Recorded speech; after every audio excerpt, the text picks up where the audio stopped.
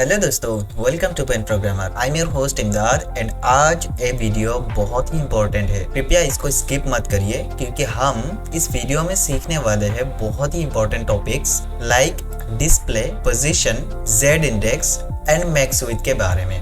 अगर ये कंसेप्ट आपको आ गया तो आप CSS के अंदर किसी भी लेआउट को प्रिपेयर कर सकते हैं। लेआउट रिलेटेड कोई भी डाउट्स नहीं रहेगा।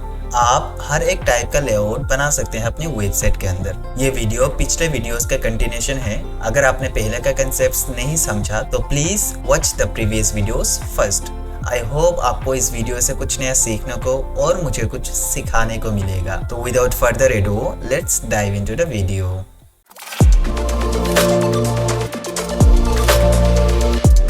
तो मैंने यहाँ पे index.html, style.css और यहाँ पे जो भी नेसेसरी कोड्स है वो मैंने लिख लिया है। ठीक है, बहुत बढ़िया। इस वीडियो में हमको इन सारे टॉपिक्स के बारे में पढ़ना है, जिसमें से फर्स्ट टॉपिक है डिस्प्ले। अभी देखिए, हमने HTML के अंदर पढ़ रखा था कि कुछ एलिमेंट्स ब्लॉक लेवल होते हैं, कुछ एलिमेंट्स इनलाइन होते हैं, राइट। इन एग्जाम्पल हमने देखा था कि H1 से लेके H6 तक जितने भी एलिमेंट्स है सारे ब्लॉक लेवल एलिमेंट्स होते हैं। अभी एग्जैक्टली ब्लॉक लेवल एलिमेंट का मतलब क्या है, देखिए मैं यहाँ पे लिखता हूँ वेलकम टू पेन प्रोग्रामर। मैं सेव करूंगा। इसको डिस्प्ले कैसे करेंगे, right click, open with live server. तो इस तरीके से हमारा यहाँ पे H1 आ गया है, बहुत बढ़िया। अभी देखिए, मैंने बोला कि H1 एक ब्लॉक लेवल एलिमेंट होता है, तो इसका मतलब क्या हुआ। मतलब देखिए, मैं यहाँ पे अगर H1 को एक बैकग्राउंड कलर दे देता हूँ, लेट्स से रेड, सेव करूंगा। और यहाँ पे देखिए, ये जो रेड वाला पोर्शन है ना, स्क्रीन का पूरा हिस्सा ले रहा है, ठीक है। और उसके बाद अगर मैं कुछ एलिमेंट ऐड करूंगा, लेट्स से मैं दूसरा एक ब्लॉक लेवल एलिमेंट डालता हूँ जो कि है H2, और मैं यहाँ पे लिखता हूँ hello I M H2। Okay, save करूंगा। सेव करने के बाद देखिए हेलो आई एम H2 दूसरे लाइन पे आया। अभी देखिए, किसी भी ब्लॉक लेवल एलिमेंट्स का दो तरह का कैरेक्टरिस्टिक्स होता है। क्या क्या? एक है वो फुल विड्थ ले लेगा स्क्रीन का। दूसरा, कभी भी आप अगर ब्लॉक लेवल एलिमेंट का यूज करते हैं तो आपको दिखेगा कि वो हमेशा न्यू लाइन से स्टार्ट हो रहा है। इसका क्या मतलब हुआ, देखिए स्पेन एक इनलाइन एलिमेंट होता है, राइट। मैंने यहाँ पे स्पेन टैग लगाया और मैं यहाँ पे लिखता हूँ हेलो आई एम स्पेन।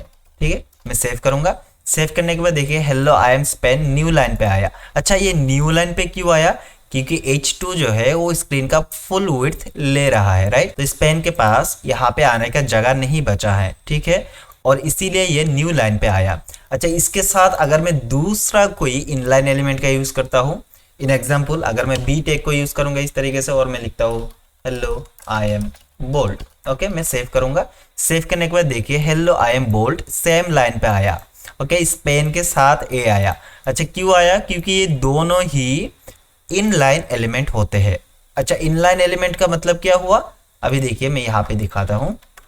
अगर मैं स्पेन लिखूंगा यहाँ पे और बी को टारगेट करूंगा और मैं बैकग्राउंड कलर यहाँ पे ब्लू दे देता हूँ और इसके साथ मैं कलर को ऐड करूंगा व्हाइट। सेव करूंगा। सेव करने के बाद देखिए यहाँ पे हमारा जो स्पेन टैग है और जो बोल्ड टैग है ये दोनों एक ही लाइन पे आ रहा है और ये जगह उतना ही ले रहा है जितना इसका कंटेंट है। ओके, मतलब जितना मैंने यहाँ पे लिख रखा है उतना ही इसका जगह ले रहा है। लेकिन H1 के साथ और H2 के साथ ये नहीं हुआ। अच्छा, मैं H2 के अंदर अगर बैकग्राउंड लगाऊं तो कैसा दिखेगा, मैं यहाँ पे H2 को टारगेट करता हूँ और मैं बैकग्राउंड कलर को ग्रीन दे दूंगा। ठीक है, मैं सेव करूंगा। सेव करने के बाद देखिए H2 के अंदर जो बैकग्राउंड कलर आया वो पूरा स्क्रीन ले रहा है। इसका मतलब क्या हुआ, फुल विड्थ। ओके, दो कैरेक्टरिस्टिक्स, एक हमेशा न्यू लाइन से स्टार्ट होगा, देखिए यहाँ पे न्यू लाइन से स्टार्ट हुआ और ये फुल विड्थ ले रहा है। ये दो कैरेक्टरिस्टिक्स होता है ब्लॉक लेवल एलिमेंट का। इसका ठीक उल्टा होगा इनलाइन एलिमेंट के साथ। इनलाइन एलिमेंट यानी वो उतना ही स्पेस लेगा जितना उसको चाहिए होता है और ये न्यू लाइन पे स्टार्ट नहीं होगा, उसके बगल में आ जाएगा। ठीक है, ये एक इनलाइन एलिमेंट के साथ अगर दूसरा इनलाइन एलिमेंट आप यूज करेंगे तो दोनों एक साथ है, आपको दिखेगा इस तरीके से। ठीक है, ये हमने ऑलरेडी HTML के अंदर पढ़ रखा है। ओके, मैंने आपको रिवाइज करा दिया। अभी देखिए, हमको पढ़ना है ब्लॉक एंड इनलाइन। अभी कभी कभार ऐसा यूज केस आ जाता है कि आपको एक ब्लॉक लेवल एलिमेंट को इनलाइन बनाना है। इनलाइन यानी मतलब इसका जो बिहेवियर है यहाँ पे आ जाएगा। ठीक है, और कभी कभार ऐसा भी कि यूज केस आता है कि आपको इनलाइन एलिमेंट को ब्लॉक लेवल बनाना पड़ता है, यानी ये जो एलिमेंट आपको दिख रहा है ये पूरा स्क्रीन लेना चाहिए और न्यू लाइन से स्टार्ट होना चाहिए, तो ये वाला न्यू लाइन से स्टार्ट हो जाएगा। ठीक है, तो हमको कभी कभार इसका जो बिहेवियर है इसको शफल कराना पड़ता है, यानी ब्लॉक लेवल एलिमेंट को इनलाइन एलिमेंट्स बनाना पड़ता है और इनलाइन एलिमेंट्स को ब्लॉक लेवल एलिमेंट्स बनाना पड़ता है। ठीक है, तो उसको हम किस तरीके से CSS के अंदर बना सकते हैं, चलिए देख लेते हैं। ओके, अभी देखिए मैंने यहाँ पे H1 को टारगेट कर रखा है जो कि एक ब्लॉक लेवल एलिमेंट है। ऑलराइट, अभी मुझे इसको क्या बनाना है, इनलाइन एलिमेंट्स बनाना है। तो जब भी मैं इसको इनलाइन एलिमेंट बनाऊंगा तो इसका जो बैकग्राउंड कलर का जो पोर्शन है जो कि फुल विड्थ ले रहा है, ये आपको मतलब जितना कंटेंट है उतना लेता हुआ दिखेगा। देखिए मैं यहाँ पे आऊंगा और मैं यूज करूंगा डिस्प्ले प्रॉपर्टी का। ठीक है, और इसके अंदर मैं लिख दूंगा क्योंकि ये ब्लॉक लाइन है मैं इसको इनलाइन बना दूंगा। ठीक है, मैं सेव करूंगा। सेव करने के बाद देखिए आपको यहाँ पे चेंजेस नजर आ रहा है। इसका जो बैकग्राउंड कलर पहले हुआ फुल विड्थ ले रहा था, अभी कितना ले रहा है, जितना इसका पोर्शन है उतना ही। ठीक है, अगर सेम चीज मैं इसके साथ करूं तो क्या ये यहाँ पे आ जाएगा, क्योंकि देखिए इसका जो कैरेक्टरिस्टिक्स है अभी भी ब्लॉक लेवल एलिमेंट्स का है। राइट, तो अगर मैं इसको इनलाइन एलिमेंट्स बना देता हूं, क्या ये दोनों एक लाइन के अंदर आ जाएगा? हाँ बिल्कुल आ जाएगा। देखिए मैं यहाँ पे आता हूँ, इसको भी मैं डिस्प्ले प्रॉपर्टी के अंदर इनलाइन पास कर देता हूँ कुछ इस तरीके से। सेव करूंगा। सेव करने के बाद देखिए ये चारों एक ही लाइन पे आ रहा है। ऐसा क्यों हुआ? क्योंकि ये जो ब्लॉक लेवल एलिमेंट था इसको हमने इनलाइन बना दिया, उसी तरह H2 को भी बना दिया। तो ये दोनों क्या हो गया, इनलाइन एलिमेंट्स था, और ये दो बाय डिफॉल्ट तो इनलाइन ही था। ठीक है, इसके अंदर हमने कुछ भी नहीं किया, तो ये चारों अभी क्या हो गया, इनलाइन एलिमेंट बन गया। इसीलिए आपको एक ही लाइन के अंदर दिख रहा है। ठीक है, अच्छा ये इनलाइन एलिमेंट से अगर मैं इसको ब्लॉक लेवल बनाना चाहूँ तो देखिए क्या करना होगा, स्पेन एंड बी दोनों एक साथ सिलेक्टेड है, तो मैं यहाँ पे आऊंगा, डिस्प्ले प्रॉपर्टी का यूज करूंगा और इसको ब्लॉक दे दूंगा। ठीक है, सेव करूंगा। सेव करने के बाद देखिए इन दोनों का बिहेवियर बदल गया। अभी कैसा बिहेव कर रहा है, ये तो एक फुल विड्थ ले रहा है एक तो, ठीक है, दूसरा क्या है, न्यू लाइन से स्टार्ट हो रहा है। बहुत बढ़िया। तो इस तरीके से हम क्या कर सकते हैं, किसी भी एलिमेंट्स का बिहेवियर बदल सकते हैं डिस्प्ले प्रॉपर्टी के साथ। ठीक है, ऑल राइट। अभी अगला जो टॉपिक है हमारा कंटेंट्स। कंटेंट्स क्या है, देखिए अगर मैं यहाँ पे एक डिव बनाऊं, ओके, मैंने यहाँ पे एक बॉक्स बना लिया और इसके अंदर मैं क्लास दे देता हूँ बॉक्स। ठीक है, ऑल राइट। अभी मैं इसके अंदर लिखता हूँ H1 और मैं लिखता हूँ लेट्स से हाय देयर। ठीक है, और यहाँ पे मैं लिखता हूँ H2 और मैं लिखता हूँ हाय देयर 2। ठीक है, मैंने दो तरह का यहाँ पे ब्लॉक लेवल एलिमेंट पास किया। ये div क्या है, div भी एक तरह का ब्लॉक लेवल एलिमेंट्स ही है। तो हमारे पास कुल मिला के कितना हुआ, 3 ब्लॉक लेवल एलिमेंट्स हो गया। ठीक है, अच्छा अभी देखिए मैं इस बॉक्स को थोड़ा सा डिजाइन करता हूँ। ओके, मैं इन सारे कोड्स को मिटा दूंगा और मैं बॉक्स को सेलेक्ट करूंगा। ठीक है, मैं यहाँ पे हाइट दे देता हूँ लेट्स से 300 पिक्सल, विड्थ दे देता हूँ इसका लेट्स से 700 पिक्सल। ठीक है, मैं सेव करूंगा और ये विजिबल नहीं होगा। क्यों नहीं होगा, क्योंकि इसके अंदर हमने अभी तक बैकग्राउंड कलर नहीं लगाया। तो मैं यहाँ पे बैकग्राउंड कलर के अंदर रेड पास कर देता हूँ। अभी देखिए ये हमारा बॉक्स है और इसके अंदर कुछ टेक्स्ट है। ऑलराइट, अभी देखिए इन दोनों टेक्स्ट के अंदर मैं कुछ बैकग्राउंड कलर देना चाहता हूँ। ठीक है, अभी मैं यहाँ पे आता हूँ, मैंने H1 को टारगेट किया, मैं इसके अंदर बैकग्राउंड कलर दे दूंगा लेट्स से ब्लू और इसका कलर कर दूंगा व्हाइट, नहीं तो ये विजिबल नहीं होगा। ठीक है, सेव करूंगा। सिमिलरली मैं H2 को टारगेट करूंगा, बैकग्राउंड कलर दे दूंगा लेट्स से ग्रीन और इसका कलर जो होगा वो मैं कर दूंगा व्हाइट। सेव करूंगा। सेव करने के बाद देखिए हमारे पास दो तरह का बैकग्राउंड आया। ओके, अच्छा उसके साथ साथ हमारा जो बॉक्स था रेड वाला बॉक्स, ये भी यहाँ पे आ रहा है। ओके, तो यहाँ पे हमारा तीसरा जो वैल्यू है वो है कंटेंट। इस कंटेंट का मतलब क्या हुआ, देखिए मैं यहाँ पे आता हूँ बॉक्स और इसके अंदर मैं डिस्प्ले प्रॉपर्टी का यूज करूंगा और मैं यहाँ पे लिख दूंगा कंटेंट्स। इससे क्या होगा कि ये जो कंटेंट्स है ये तो इस बॉक्स का कंटेंट है ना, आई मीन ये जो एलिमेंट्स आपको दिख रहा है ये बॉक्स का चिल्ड्रन है। राइट, ये जो 3 प्रॉपर्टीज और वैल्यूज है ये आपको नहीं दिखेगा, सिर्फ आपको कंटेंट्स दिखेगा। मतलब इसके अंदर जो लिखा हुआ है, ये जो बॉक्स है, ये बॉक्स के अंदर जो भी स्टाइल हमने लगाया, यहाँ पे हमने हाइट विड्थ पास किया और इसके साथ बैकग्राउंड कलर को भी पास किया, ये चीज आपको नहीं दिखेगा। आपको क्या दिखेगा, H1 एंड H2 का जो भी स्टाइल है वो दिखेगा। मैं सेव करूंगा। सेव करने के बाद देखिए हमारा जो बॉक्स था रेड वाला वो चला गया और उसके अंदर से हाइट विड्थ भी चला गया और ये डायरेक्टली कंटेंट दिख रहा है आपको। ठीक है, अगर मैं यहाँ पे पेडिंग भी लगा देता हूँ ना तब भी नहीं काम करेगा। देखिए मैं यहाँ पे 30 पिक्सल का पेडिंग लगा देता हूँ, यहाँ पे पेडिंग काम नहीं किया। क्यों नहीं किया, क्योंकि डिस्प्ले के अंदर हमने कंटेंट्स को पास कर रखा था। ठीक है, तो कंटेंट्स का मतलब क्या हुआ, यानी जिस बॉक्स के अंदर या फिर जिस पेरेंट के अंदर आप कंटेंट्स लगाएंगे उसका सिर्फ चिल्ड्रन दिखेगा, आपको उस पेरेंट का कोई भी स्टाइल नहीं दिखेगा। इसके अंदर जितने भी प्रॉपर्टीज का आप यूज करेंगे ये विजिबल नहीं होगा, सिर्फ इसका चिल्ड्रन का या फिर इसका कंटेंट्स का जो भी स्टाइल है वो आपको विजिबल होता हुआ दिखेगा। क्या ये चीज आपको समझ में आया? बहुत बढ़िया। चलिए अगला जो टॉपिक है इसको पढ़ते हैं, डिस्प्ले फ्लेक्स।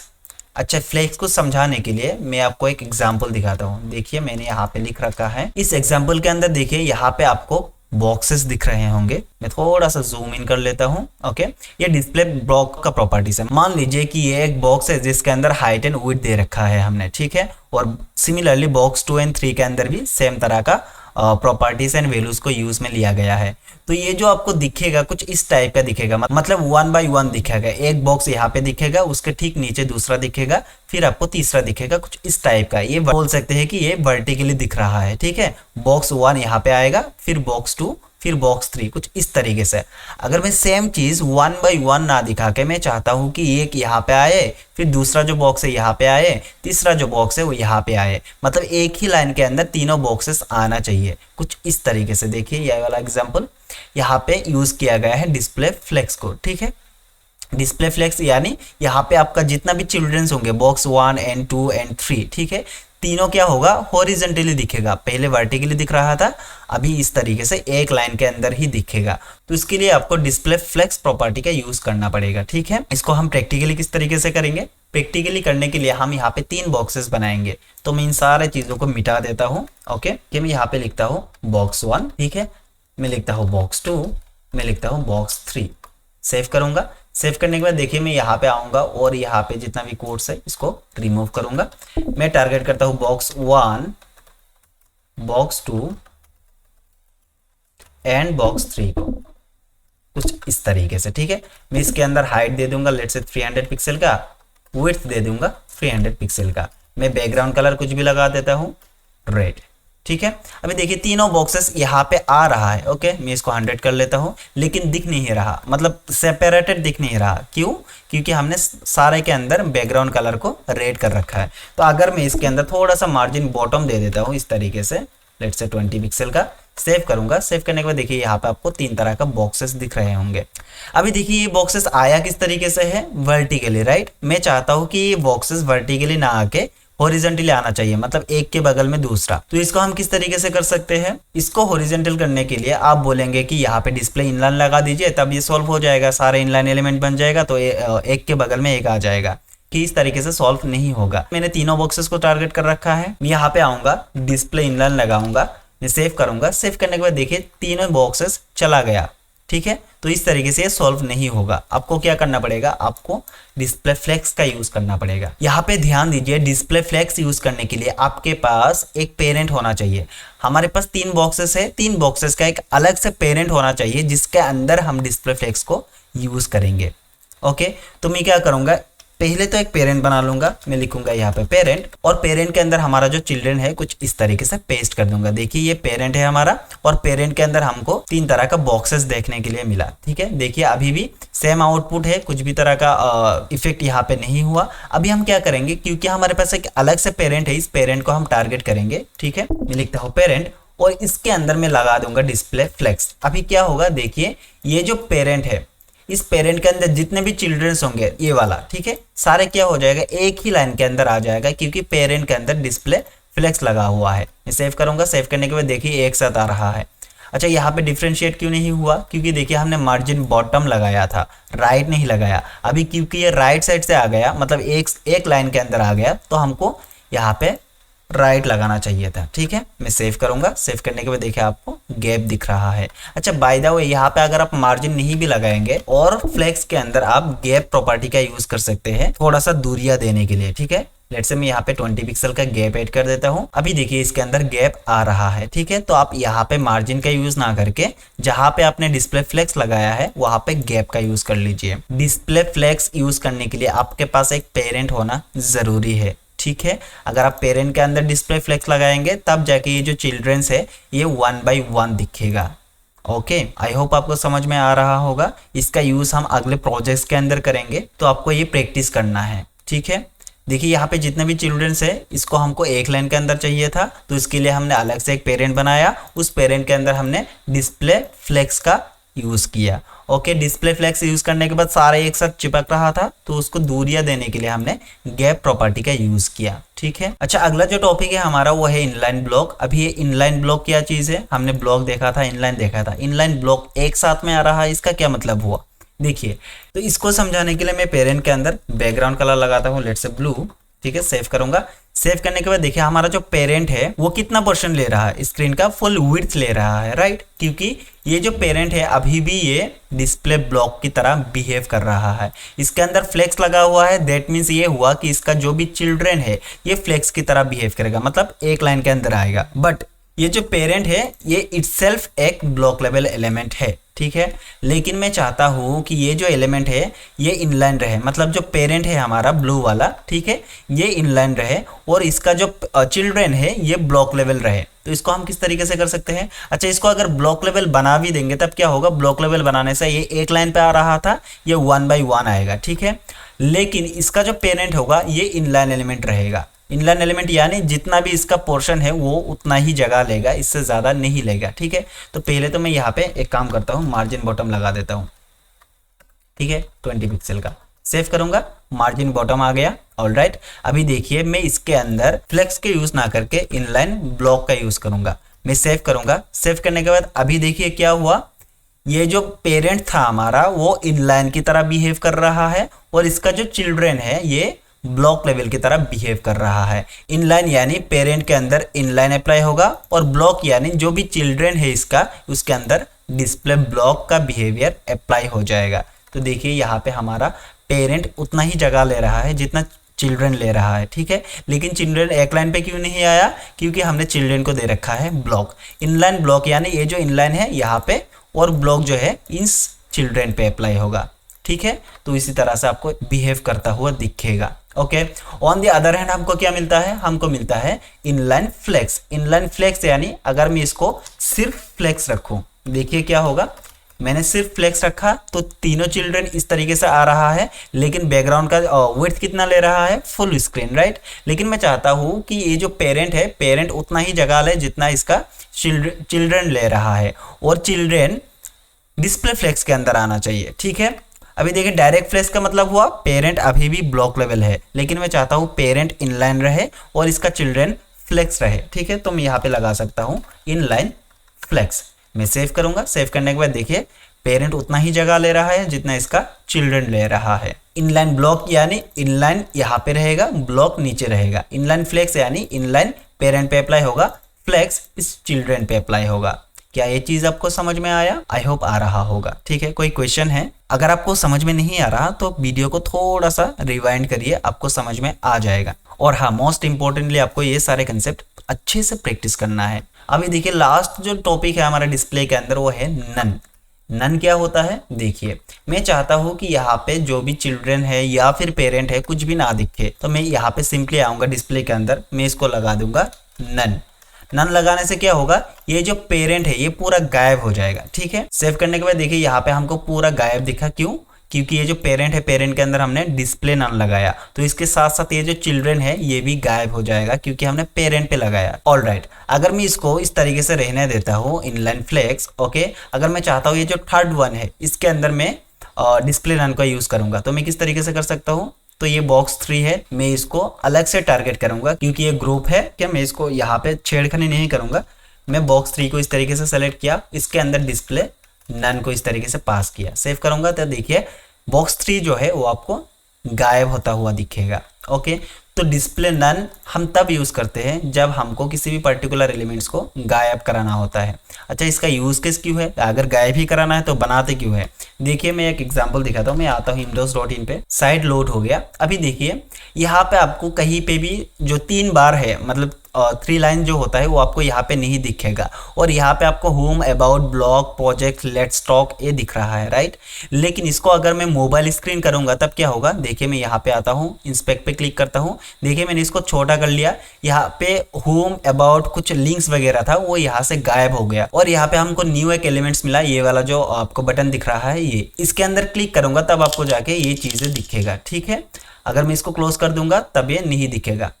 ओके, मैं थोड़ा सा बड़ा करता हूँ स्क्रीन को, ये लार्ज स्क्रीन है। अभी देखिए यहाँ पे आपको होम, अबाउट, ब्लॉग, प्रोजेक्ट्स दिखा और यहाँ से वो जो आइकॉन्स था वो भी गायब होता हुआ दिखा। मैं इसको थोड़ा सा छोटा करूंगा तब आपको दोबारा आता हुआ दिखेगा यहाँ पे। तो ये जो चीज़ है इसको मैंने किस तरीके से गायब किया, इसके अंदर हमने डिस्प्ले नन प्रॉपर्टी का यूज किया और इसके अंदर जब भी हम छोटे स्क्रीन पे पहुंच जाएंगे तब ये डिस्प्ले ब्लॉक हो जाएगा और जब हम बड़ा स्क्रीन पे आएंगे तब ये डिस्प्ले नन हो जाएगा। तो इस तरीके से आप यूज कर सकते हैं डिस्प्ले नन प्रॉपर्टीज का। ऑलराइट, चलिए आगे बढ़ते हैं। अभी हमको देखना है difference between display none and visibility hidden. Okay, अब ये विजिबिलिटी हिडन क्या है, देखिए मैं अगर डिस्प्ले नन की जगह विजिबिलिटी हिडन कर देता हूँ, ठीक है, मैं सेव करूंगा। सेव करने के बाद आपको बॉक्स 3 अभी भी नहीं दिखेगा। देखिए यहाँ पे क्या आपको बॉक्स 3 दिखा रेड वाला, नहीं, बट इसका जो जगह है वो आपको दिख रहा है बराबर, ठीक है। देखिए यहाँ पे ये जो रेड वाला बैकग्राउंड कलर है वो आपको नहीं दिख रहा, मतलब इसके अंदर जो भी कंटेंट है वो आपको कुछ नहीं दिखेगा, लेकिन ये जितना भी जगह ले रहा था वो आपको बराबर दिखेगा, मतलब यहाँ पे कुछ ना कुछ था, ठीक है, मतलब वो इनविजिबल हो गया है, उसका एग्जिस्टेंस है दिख नहीं रहा। बट डिस्प्ले नन के अंदर क्या होता है, इसका एग्जिस्टेंस चला जाता है, ठीक है। मैं यहाँ पे डिस्प्ले नन प्रॉपर्टी का यूज करूंगा तो देखिए ये जितना भी जगह ले रहा था वो भी छोड़ दिया है और यहाँ पे कुछ भी तरह का एलिमेंट्स आपको नहीं दिख रहा। अच्छा, इसको और एक तरीके से समझ सकते हैं। देखिए मैं इसके अंदर पेरेंट के अंदर आऊंगा, H1 दे दूंगा, ठीक है, और मैं यहाँ पे लिखता हूँ let's say hello world. Save करूंगा। सेव करने के बाद देखिए ये जो हेलो वर्ल्ड है कहाँ पे दिखा आपको, ये जो पेरेंट है पेरेंट के ठीक नीचे दिखा, ठीक है। अगर मैं यहाँ पे आता हूँ और पेरेंट को डिस्प्ले नन दे देता हूँ, ठीक है, मैं सेव करूंगा। सेव करने के बाद देखिए यहाँ पे जितना भी जगह ले रहा था वो चला गया और उसके जगह पे हेलो वर्ल्ड आ गया। अगर मैं इसको इस तरीके से इनलाइन फ्लेक्स रहने देता हूँ और इसका जो विजिबिलिटी हिडन करता हूँ, मैंने इस तरीके से किया। सेव करूंगा। सेव करने के बाद देखिए ये जो हेलो वर्ल्ड था पहले ऊपर आ रहा था, अभी नीचे आ रहा है। क्यों? क्योंकि यहाँ पे ये जो पेरेंट है इसका अभी भी एग्जिस्टेंस है लेकिन वो दिख नहीं रहा, विजिबल नहीं हो रहा, ठीक है। तो यही डिफरेंस होता है visibility hidden and display none के अंदर। डिस्प्ले नन यानी ये एलिमेंट्स पूरा गायब हो जाएगा, विजिबिलिटी हिडन मींस उसका एग्जिस्टेंस रहेगा लेकिन वो नहीं दिखेगा, आई मीन इनविजिबल हो जाएगा, राइट। बहुत बढ़िया, चलिए अगला टॉपिक पढ़ते हैं। अगला टॉपिक है हमारा मैक्स विड्थ। अच्छा, मैक्स विड्थ क्या है? विड्थ के बारे में सुना था लेकिन मैक्स विड्थ क्या है समझाता हूँ, रुकिए। मैं इन सारे कोड्स को रिमूव करूंगा, ठीक है, और यहाँ पे जितना भी कोड्स है इसको भी रिमूव करूंगा, सेव कर दूंगा। अभी देखिए पूरा गायब है। मैं यहाँ पे आऊंगा, लेट्स से मैं एक पैराग्राफ लिखता हूँ और यहाँ पे लिखूंगा दिस इज ए पैराग्राफ, ठीक है, और मैं इसको कॉपी करूंगा। ऑलराइट, अभी देखिए मैं इसके अंदर 1 लिख देता हूँ और इसके अंदर 2 लिख दूंगा, कुछ इस तरीके से, ठीक है। सेव करूंगा। सेव करने के बाद देखिए हमारे पास 2 तरह का पैराग्राफ्स आया, राइट। मैं यहाँ पे आऊंगा और दोनों ही पैराग्राफ को सेंटर कर लूंगा। तो मैं पैराग्राफ को इस तरीके से सेलेक्ट करूंगा, टेक्स्ट अलाइन सेंटर कर दूंगा। सेव करूंगा। सेव करने के बाद देखिए टेक्स्ट अलाइन सेंटर हो गया, ठीक है। अच्छा, इन दोनों के अंदर मैं अलग अलग क्लासेस दूंगा। तो देखिए मैं यहाँ पे लिखता हूँ P1 यानी पैराग्राफ 1 और इसके अंदर लिखता हूँ P2 यानी पैराग्राफ 2। अच्छा, हमने विड्थ के बारे में पढ़ रखा था, राइट। तो मैं यहाँ पे आऊंगा, P1 को सेलेक्ट करूंगा, ओके, मैं विड्थ पास कर दूंगा लेट्स से 300 पिक्सल या फिर 100 पिक्सल सेट करते हैं। और उसके साथ साथ ताकि ये विजिबल हो मैं यहाँ पे बॉर्डर लगाऊंगा 2 पिक्सल सॉलिड रेड का। सेव करूंगा। सेव करने के बाद देखिए ये इतना पोर्शन ले रहा है। अच्छा, ये 100 पिक्सल थोड़ा सा सफिशिएंट नहीं लग रहा, 300 कर देते हैं, ओके।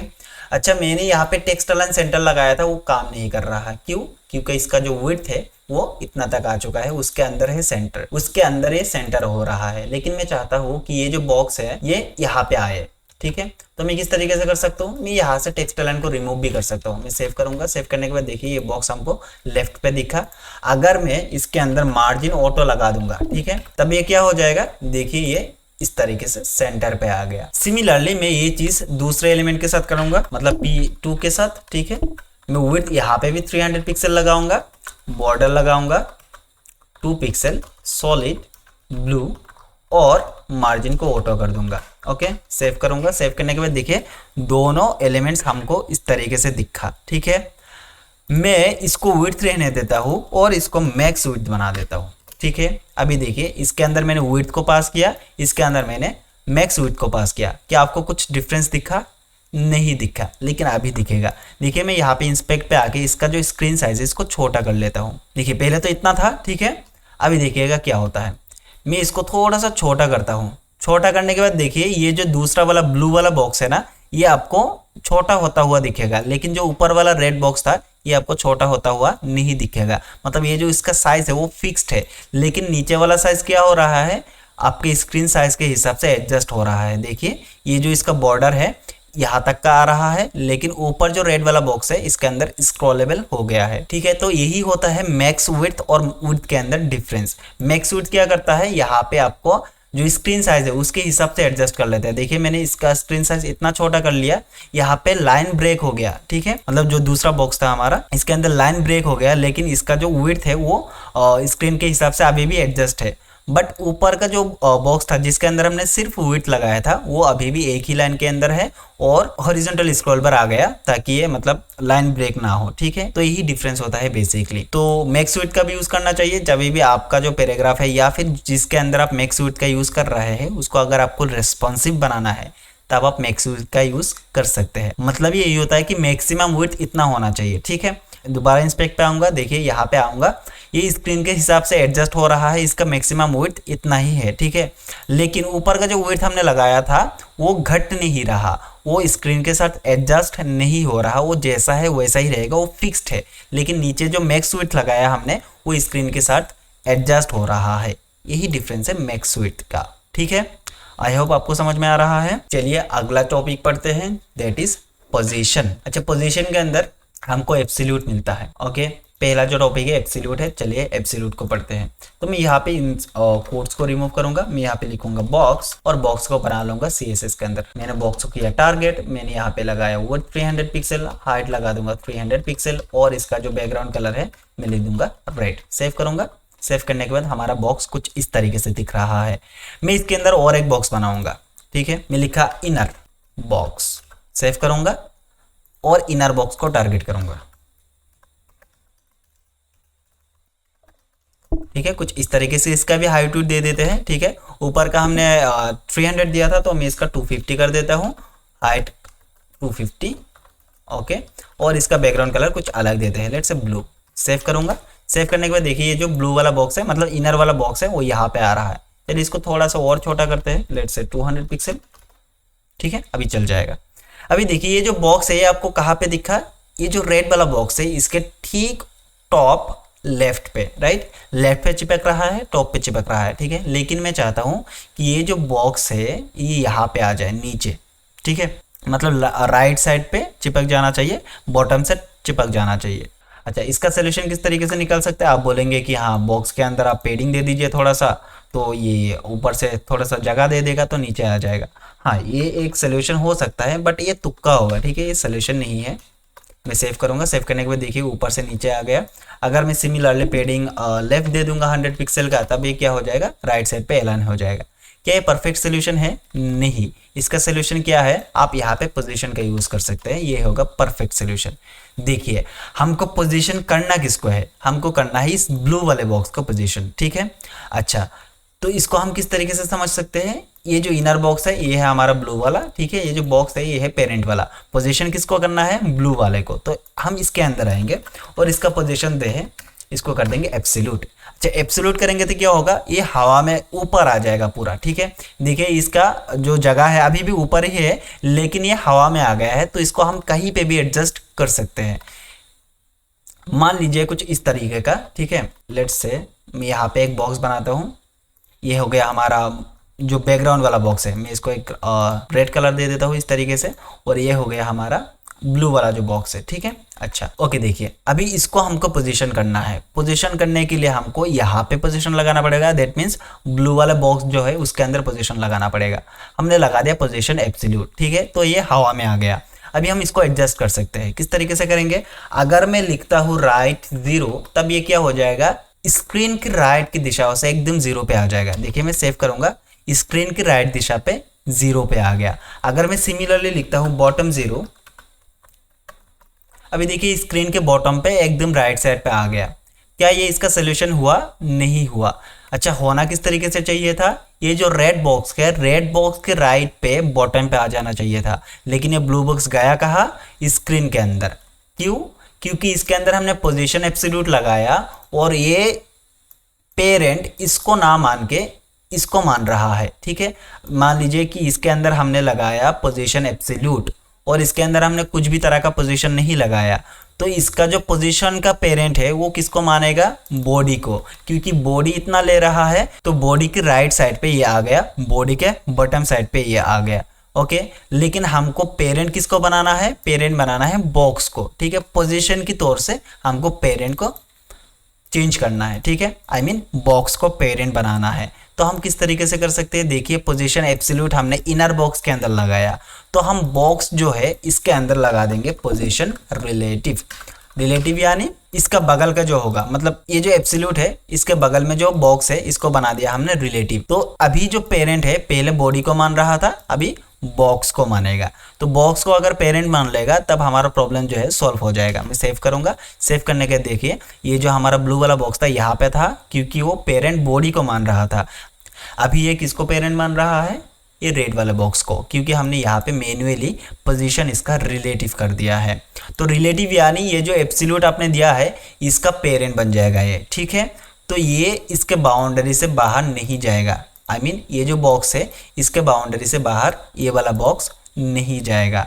तो ये होता है पोजीशन एब्सोल्यूट और पोजीशन रिलेटिव। अगर पोजीशन रिलेटिव दे देंगे तो इसका एक बाउंड्री बन जाएगा या फिर पेरेंट बन जाएगा जो इसका पोजीशन क्रॉस नहीं करेगा, ठीक है। और पोजीशन यानी आप इसको हवा में लटका रहा है, आप कहीं पे भी इसको एडजस्ट कर सकते हैं, ठीक है।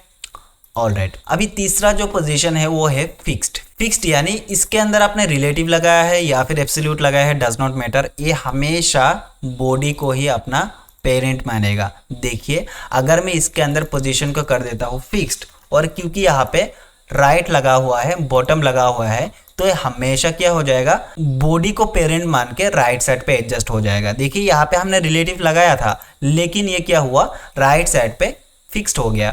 अच्छा, फिक्स्ड का और एक काम है क्या, अगर मान लीजिए कि हमारा पेज स्क्रॉलेबल है। इन एग्जांपल मैं यहाँ पे एक पैराग्राफ लिखता हूँ और मैं लिखता हूँ लॉरम 100, सेव करूंगा। सेव करने के बाद देखिए हमारा पेज स्क्रॉलेबल नहीं हुआ, थोड़ा सा जूम इन कर लेते हैं। अभी देखिए हमारा पेज जो है स्क्रॉलेबल हो रहा है, ठीक है, मतलब स्क्रॉल हो रहा है पेज, बट ये जो बॉक्स है ये इसके जगह से नहीं हिलेगा, ठीक है। ये फिक्स्ड हो गया, इसको आप कहीं पे भी मूव करा सकते हैं, लेकिन ये अपना जगह नहीं छोड़ेगा। ऑलराइट, अगर हम इसके अंदर फिक्स्ड ना देके इसको एब्सोल्यूट कर देते तब क्या होता, देखिए मैं सेव करूंगा। सेव करने के बाद देखिए मैं पेज को इस तरीके से स्क्रॉल कर रहा हूं, तब क्या हो रहा है, ये इस बॉक्स के साथ मूव हो रहा है, राइट। हाँ, अगर मैं इसका रिलेटिव ना भी दूं तब भी ये क्या होगा, पेज के साथ मूव हो रहा है। देखिए रिलेटिव देने का मतलब तो ये हुआ कि इसको पेरेंट मान लेगा, तो ये जो बॉक्स है ये यहाँ पे एडजस्ट हो जाएगा कुछ इस तरीके से। देखिए मैं पेज को स्क्रॉल कर रहा हूँ तो ये जो हमारा ब्लू वाला बॉक्स है वो भी स्क्रॉल हो रहा है। अगर मैं पोजीशन रिलेटिव को हटा दूंगा तब भी ये पेज के साथ स्क्रॉल होगा, लेकिन अगर मैं यहाँ पे एब्सोल्यूट की जगह फिक्स लिख देता हूँ तब क्या हो जाएगा, फिक्स्ड हो जाएगा। अभी अगर आप पेज को स्क्रॉल करेंगे तब भी मूव नहीं करेगा, इसका पोजीशन एकदम फिक्स्ड हो चुका है स्क्रीन के साथ, ठीक है। अभी अगर आपका स्क्रीन मूव होता है ये बॉक्स मूव नहीं होगा, ठीक है, ये होता है पोजीशन फिक्स्ड। अच्छा, चौथा क्या है, चौथा है स्टिकी। स्टिकी क्या होता है, देखिए मैं एक लेआउट बनाता हूँ सिंपल सा, ठीक है। मान लेते हैं कि यहाँ पे हमारा नेव है, तो नेव इस तरीके से लिखूंगा और मैं पैराग्राफ के अंदर लेट्स से लॉरम के अंदर 1000 वर्ड को इस तरीके से लिख दूंगा। सेव करूंगा। ओके, सेव करने के बाद देखिए यहाँ पे हमारा 100 वर्ड है और मैं यहाँ पे लिखूंगा लॉरम 1000। मैंने 1000 वर्ड का यहाँ पे एक पैराग्राफ बना दिया है। ओके, मैं सेव करूंगा। देखिए हमारा पेज स्क्रॉल हो रहा है। ओके, और मैंने यहाँ पे नेव बनाया था। चलिए नेव को थोड़ा सा स्टाइल करते हैं, इसको सेलेक्ट करूंगा, यहाँ पे इन बॉक्सेस को हटा दूंगा और मैं यहाँ पे हाइट लगा दूंगा लेट्स से 80 पिक्सल का, और इसका जो विड्थ होगा 100% कर देंगे। ओके, और बैकग्राउंड कलर कुछ लगा देते हैं लेट्स से रेड। सेव करूंगा। सेव करने के बाद देखिए यहाँ पे आया, मैं पेज को स्क्रॉल करूंगा तब क्या होगा, ये पेज के साथ, राइट। अगर मैं यहाँ पे पोजीशन फिक्स्ड को यूज करूँ, ठीक है, सेव करूंगा। सेव करने के बाद देखिए हमारा पोजीशन तो फिक्स हो गया, ये पेज के साथ स्क्रॉल नहीं कर रहा है, ठीक है, लेकिन इसके नीचे कंटेंट आ गया। अभी देखिए ये थोड़ा सा हल्का आपको हाफ हाफ दिख रहा है, यहाँ पे लॉरम से स्टार्ट होना चाहिए था, लेकिन यहाँ पे कुछ और वर्ड है, मतलब इसके नीचे कुछ और लाइन्स है जो लिखा हुआ है। अच्छा, इसको देखेंगे कैसे, देखने के लिए मैं इसका विजिबिलिटी थोड़ा सा वो कर देता हूँ, ओपेसिटी को घटा देता हूँ। इससे मैं 0.5 कर दिया। 5 करने के बाद देखिए यहाँ पे ये जो रेड वाला बॉक्स है इसके नीचे भी लिखा आ रहा है, ये तो प्रॉब्लम हो गया, मतलब हमने यहाँ पे क्या करा, पोजीशन को फिक्स किया, हमारा कंटेंट इसके नीचे जा रहा है। मैं चाह रहा था ये स्क्रीन के ऊपर लटकता रहे, ठीक है। मैं चाहता हूँ कि जब भी मैं इसको स्क्रॉल करूँ तो क्या होना चाहिए, ये जो बॉक्स है, मतलब ये जो रेड वाला बॉक्स, ये स्क्रीन के ऊपर फिक्स्ड हो जाना चाहिए, मतलब स्टिक हो जाना चाहिए, ठीक है। As like this. यहाँ पे देखिए मैं इसको स्क्रॉल कर रहा हूँ, स्क्रॉल करने के बाद कि ये जो हमारा नेम बार है ये ऊपर फिक्स्ड है, ठीक है। मैं पूरा स्क्रीन को स्क्रॉल कर रहा हूँ, ये ऊपर लटक रहा है। लेकिन यहाँ पे दिक्कत क्या हुआ, ये इसके नीचे से जा रहा है। लेकिन यहाँ पे दिक्कत क्या हुआ, देखिए ये जो लॉरम इप्सम है बाय डिफॉल्ट इसके नीचे से आ रहा था, जो कि सही बात नहीं है। तो इसका सोल्यूशन क्या है, इसका सोल्यूशन है पोजीशन स्टिकी। देखिए मैं यहाँ पे आता हूँ, मैं लिख देता हूँ पोजीशन स्टिकी, ठीक है। सेव करूंगा, सेव करने के बाद देखिए अभी ये जो लॉरम इप्सम है इसके नीचे से आ रहा है। लेकिन अगर मैं इसको स्क्रॉल करूंगा, ठीक है, तब ये चला गया। चला क्यों गया, क्योंकि आपने अभी तक इसका पोजीशन सेट नहीं किया। सिर्फ स्टिकी लगाने से सेट नहीं होता। तो मैं यहाँ पे बोल दूंगा कि टॉप से 0 होना चाहिए, लेफ्ट से 0 होना चाहिए, ठीक है। सेव करूंगा, सेव करने के बाद देखिए अभी भी हमारा लॉरम इप्सम जो है इसके ठीक नीचे है। मैंने यहाँ पे टॉप को कर दिया 0, लेफ्ट को कर दिया 0। अभी जो है देखिए लॉरम इप्सम इसके ठीक नीचे आ रहा है। अगर मैं यहाँ पे स्क्रॉल करूंगा अभी, ठीक है, तो ये जो लिखा है ये इसके नीचे से जा रहा है, राइट। देखिए कुछ इस तरीके से मैं इसको स्क्रॉल कर रहा हूँ, स्क्रॉल करने के बाद ये जो टेक्स्ट है ये इसके नीचे से जा रहा है। बाय डिफ़ॉल्ट ये पहले यहाँ पे आ रहा था फिक्स्ड करने से, लेकिन स्टिकी करने से क्या हुआ, ये नीचे से आ रहा है, जो हमारा प्रॉब्लम को सॉल्व कर देता है। और इसके साथ साथ जब भी हम स्क्रॉल करेंगे, स्क्रॉल करने के बाद ये जो लिखा है ये इसके नीचे से चला जाएगा और हमारा रेड वाला बॉक्स ऊपर स्टिक होता रहेगा, ठीक है। कुछ इस तरीके से देखिए। क्या ये चीज़ आपको समझ में आया, पोजीशन स्टिकी? आई होप आ रहा होगा। मुझे पता है थोड़ा सा टफ है, लेकिन हाँ अगर आप एक एक बार प्रैक्टिस कर लेंगे वीडियो के साथ तब आपको ये सारे कंसेप्ट क्लियर हो जाएगा, ठीक है। अच्छा, अगला जो टॉपिक है स्टैटिक, इसको समझाने की ज़रूरत नहीं है। अगर आप कुछ भी नहीं लगाते तो ये बाय डिफ़ॉल्ट स्टैटिक रहता है, ठीक है। स्टैटिक रखेंगे तो ये पहले की तरह बिहेव करेगा। देखिए ये लगाना ना लगाना एक ही बात है, क्योंकि बाय डिफ़ॉल्ट पोजीशन स्टैटिक ही आता है, ठीक है। तो इसको समझाने की ज़रूरत नहीं है। अच्छा देखिए अगला एंड लास्ट जो टॉपिक है वो है हमारा जेड इंडेक्स। जेड इंडेक्स, इसको मैं जी इंडेक्स भी बोलता हूँ, ठीक है। आप अपने हिसाब से बोल लीजिएगा, कोई दिक्कत नहीं है। अभी देखिए जी इंडेक्स को समझाने के लिए मैं यहाँ पे एक तो इमेज लाऊंगा। ओके, मैं इसको थोड़ा सा छोटा कर लेता हूँ। मैं यहाँ पे एक इमेज ले लेता हूँ, लेट से ये वाला, इसको कॉपी इमेज एड्रेस करूँगा और ING टैग से मैं कहीं पे बिठा दूंगा। सेव करूँगा, सेव करने के बाद देखिए हमारा इमेज आ जाना चाहिए था, हाँ आ गया। अच्छा अभी देखिए मैं चाहता हूँ कि ये जो इमेज है ये स्क्रीन के नीचे यहाँ पे आ जाना चाहिए, ठीक है। तो मैं इसके लिए क्या कर सकता हूँ, यहाँ पे क्लास लगा देते हैं। मैं लिखता हूँ IMG और IMG क्लास को मैं सेलेक्ट करूँगा और नेव को हटा देते हैं।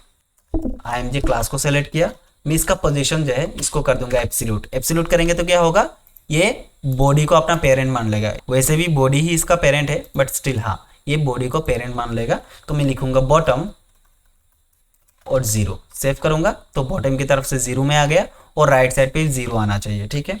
तो मैं यहाँ पे राइट लिखूंगा, 0 लिख दूंगा तो ये राइट साइड पे आ गया। ओके, अगर आप यहाँ पे गौर करेंगे, गौर करने से आपको ये दिखेगा कि ये जो टेक्स्ट है ये टेक्स्ट इस इमेज के नीचे से जा रहा है, ठीक है। लेकिन अगर मैं चाहूँ कि ये जो टेक्स्ट है ये इस इमेज के ऊपर से आना चाहिए, ना कि नीचे से, ठीक है, तब मैं किस तरीके से कर सकता हूँ। इसके लिए हमको क्या करना पड़ेगा, इसका जो जेड इंडेक्स का पोजीशन है, ठीक है, ये जो इमेज है इसका पोजीशन हमको चेंज करना पड़ेगा। इसको समझाने के लिए मैं यहाँ पे आपको लेके चलता हूँ। देखिए मान लीजिए कि यहाँ पे हमारा 2 बॉक्सेस है, ठीक है। एक तो एक पैराग्राफ है और ये इमेज है।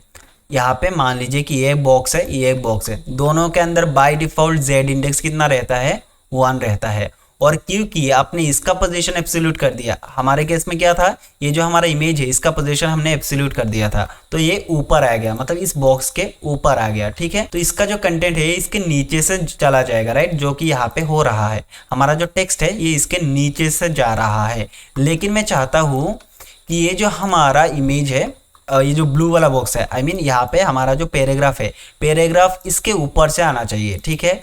तो क्योंकि हमने यहाँ पे पोजीशन एब्सोल्यूट लगा के रखा है तो इसका z इंडेक्स हम 1 से क्या कर देंगे -1 कर देंगे, तब ये प्रॉब्लम सॉल्व हो जाएगा। इसका दूसरा एक मेथड क्या है, दूसरा मेथड है आप यहाँ पे पोजीशन का यूज करिए और इसको रिलेटिव दे दीजिए और इसका जो z इंडेक्स है इसको 2 कर दीजिए और अच्छे से समझने की कोशिश करिए। देखिए दोनों के अंदर z इंडेक्स क्या है, 1 है और क्योंकि हमने यहाँ पे पोजीशन एब्सोल्यूट कर रखा था तो इसके लिए क्या हुआ, ये जो बॉक्स है ये इसके ऊपर आ गया, राइट।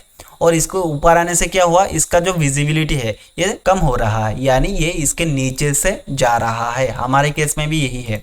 अगर मैं बोलूँ कि इसके बाद क्या लिखा हुआ है, ये जो इप्सम है, तो आपको पढ़ने में थोड़ा सा दिक्कत आ सकता है क्योंकि ये इसके नीचे से जा रहा है, आपको समझ में नहीं आएगा, राइट। लेकिन क्योंकि ये पोजीशन एब्सोल्यूट है, इसका मैं जी इंडेक्स चेंज कर सकता हूँ -1 पे।